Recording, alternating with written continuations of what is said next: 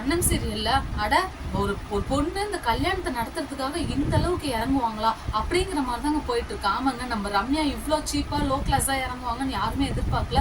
ஒண்ணு வந்து சண்முகம் வாத்தியார குறி வச்சாங்க. சண்முகம் வாத்தியார் நம்ம அண்ணமும் கார்த்திக்கும் நல்லபடியா காப்பாத்தி கூட்டிட்டு வந்துட்டாங்க. அடுத்தது நம்ம சாமி கண்ணை தாங்க கூட்டிட்டு வந்திருக்காங்க.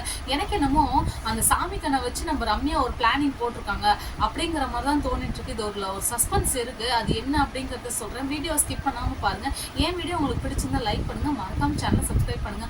ஆமாங்க, இப்ப நம்ம ரம்யா வந்து நம்ம எது செஞ்சாலும் நமக்கு ஈக்குவலா நமக்கு கரெக்டா செய்யணும் அப்படிங்கிற மாதிரி நினைச்சிட்டு இருக்காங்க.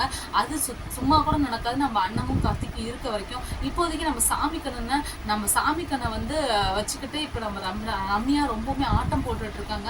நம்ம சாமி கண்ணை ஃபுல் போதையில இருந்தாலும் வந்து கணக்குல தான் படுத்துக்கோன்றது தெரியாமலே இருந்துட்டு இருக்காரு. இதெல்லாம் எங்க போய் முடிய போகுது அப்படிங்கிறது தெரியலங்க.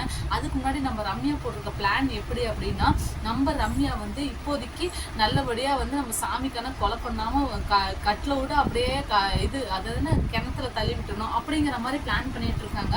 நம்ம கார்த்திகோ இப்ப நம்ம சாமி கண்ணை தேடிட்டு போயிருக்காரு.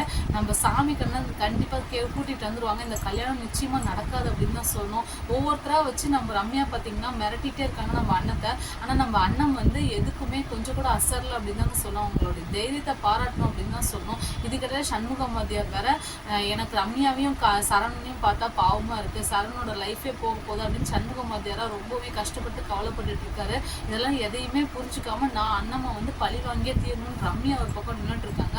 இதெல்லாம் தெரியாம நம்மளுடைய செண்பகம் பார்த்தீங்கன்னா ஒரு பயங்கர ஆட்டம் போட்டுட்டு இருக்காங்க அப்படின்னு தான் சொல்லணும். ஏன்னா நம்ம செண்பகத்துக்கு அண்ணத்தையும் கார்த்திக்கும் வீட்டோட துரத்தி விடணும், அது ஒண்ணு மட்டும்தாங்க இப்போதைக்கு மனசுல ஓடிட்டு இருக்கு. ஆனா அதெல்லாம் கொஞ்சம் கூட நினைக்காம இப்ப அவங்கதான் வீட்டை விட்டு போறேன்னு சொல்லிட்டாங்களே, ஆனா இருந்தும் ஏன் நம்ம செண்பகம் இப்படி ஒரு ஆட்டம் போட்டுட்டு இருக்காங்க அப்படிங்கிறது இன்னும் புரியவே இல்லை. ஆனா இருந்தும் வந்து நம்ம அண்ணத்தை பாராட்டியே ஆகணுங்க. இருந்தாலும் நம்ம ரம்யாட்ட கெஞ்சிட்டு தான் இருக்காங்க, எங்க அப்பா விட்டுருன்னு.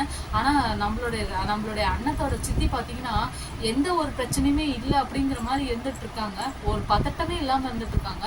நான் நினைக்கிறேங்க இப்ப சாமி கண்ணு நம்ம அண்ணத்தோட சித்தி இவங்க எல்லாம் சேர்த்தி வச்ச பிளானிங் தான் வந்து இப்ப இவங்க எல்லாம் போய் ஒட்டுக்கா பார்த்துக்கிட்டு படுத்தூங்கிட்டு இருக்க மாதிரி படுங்க, நான் வந்து இங்க தாலி கட்டிக்கிறேன் அப்படிங்கிற மாதிரி நம்ம ரம்யா பிளான் பண்ணியிருப்பாங்கன்னு நினைக்கிறேன். இந்த பிளானிங் கொஞ்சம் கூட நடக்கவே கூடாதுங்க. அதுக்கு முன்னாடி நம்ம கார்த்திக் எப்படியா சூப்பர் ஹீரோவா மாறி சாமி கண்ணை கூட்டிட்டு வந்தாதான் கதைக்களம் இன்னுமே நகரத்துக்கு நல்லா இருக்கும் அப்படின்னு சொல்லணும். ஏன்னா கதைக்களத்துல எப்படி பார்த்தாலும் வந்து பாத்தீங்கன்னா நம்மளுடைய அண்ணன் தான் தோத்து போற மாதிரி இருக்கு.